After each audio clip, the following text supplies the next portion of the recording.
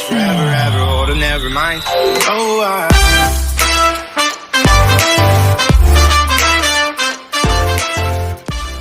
Alright, so welcome back to another brand new video, and para sa video na ito guys, meron tayong i-unbox na smartphone. Maingay-ingay na siya ngayong 2024 na smartphone dahil sa napakamura niya pero napakapang madiinan ng specs niya. Okay, ito ay si Itel P55 5G. Tama yung narinig nyo, 5G smartphone siya guys, kahit budget meal phone lang siya. Ang price nito ay 4,250. Ay, hindi pala. 5,500. Tapos, nabili ko siya ng 4,250. O ha? Saan ko siya nabili? Sa Shopee. Ilalagay ko yung link ng smartphone na to sa description ko. Diretso kayo sa official store ng Itel. At check nyo kung may mega discount din kayo. So, malay nyo, makabili rin kayo na kagaya ng sa akin. Halagang 4,250 din. So, swerte, di ba?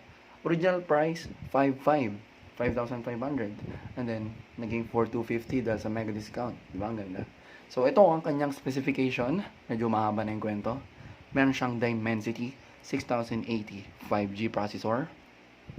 Meron siyang 12 gigs of RAM. 128 GB internal memory or ROM.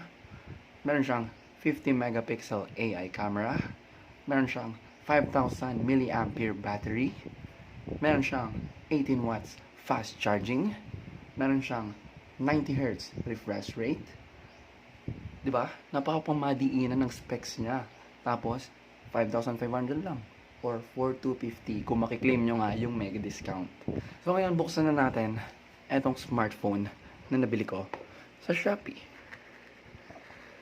Okay guys, yung binilan ko sa Shopee, official store yan ha. Baka isipin na iba sa inyo, baka ano yan, budol yan, scam yan, baka dumating sa akin kahoy. Guys, official store po yung binilhan ko. So, hindi tayo may scam. Ito yung ating smartphone. Nakalagay dito is 5G Outstanding Smooth Network. Okay? Talagang finaflex nila yung 128 and 12 GB memory niya, no? Tapos meron siyang Dimensity 6080, 18 watts fast charger. Fast charge. So, finaflex talaga nila yon, no? Okay? Ito yung smartphone natin, guys. Okay? Ito siya. Pangmadiinan. Napakamura. Pero pangmadiinan. Uy, nakikita ko sarili ko.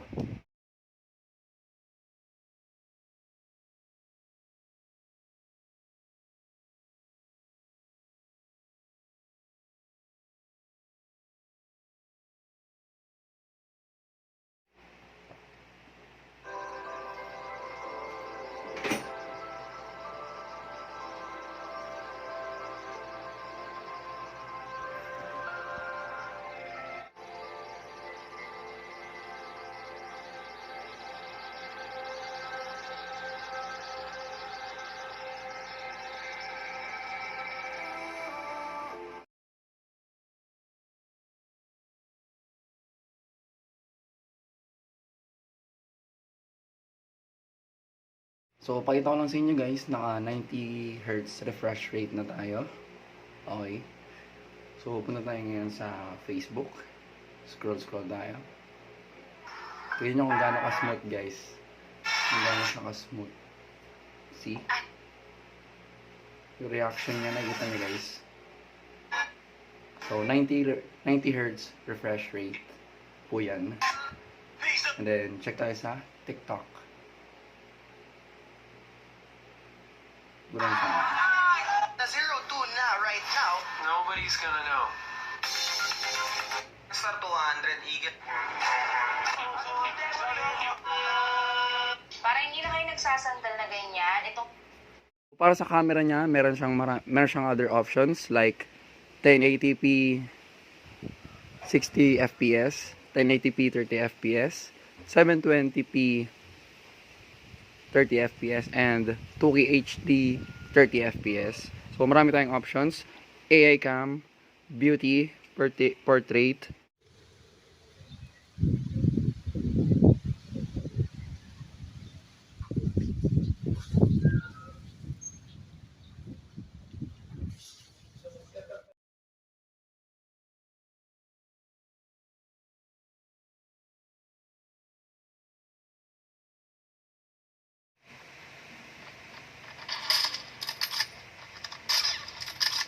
So, ayan, naka-high graphics siya sa Code M. Yung P55 5G natin na Intel. Kinakaya niya yung high graphics. Medium high ata. Mamaya check namin. Yan siya. Quick view lang natin. Ano na to guys? Itong mode na to.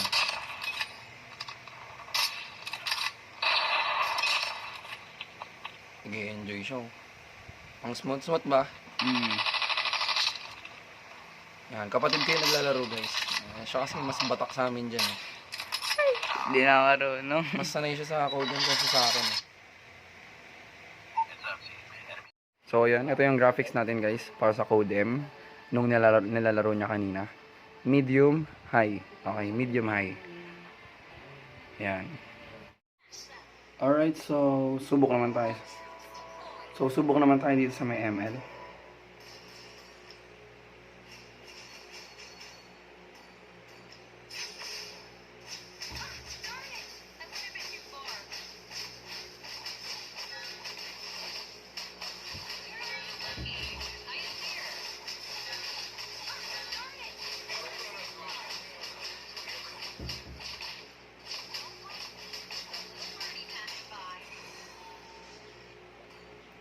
Settings, check natin. Ang graphics natin dito ay super and ultra. Okay, naka-max tayo dito. Sobrang smooth niya, no?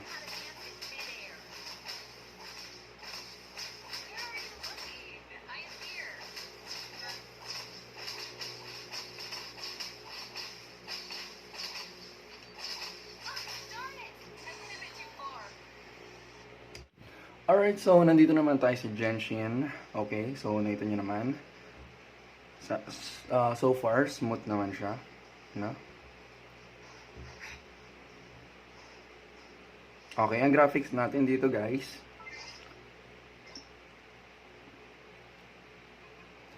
Okay, low or lowest. Lower, lowest lang tayo. Talaga stable guys. Pagdating natin ng medium, ayan, overclock na. So, medyo, kaya pa naman.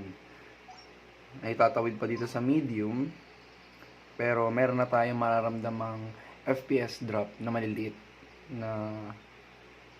Merong maliliit na FPS drop. Talaga na mapapansin mo. Yan, kaya pa naman ng medium. Pero, meron lang FPS drop, okay? So, yan. Yan, gandang graphics. Solid. Pang madiinan talaga.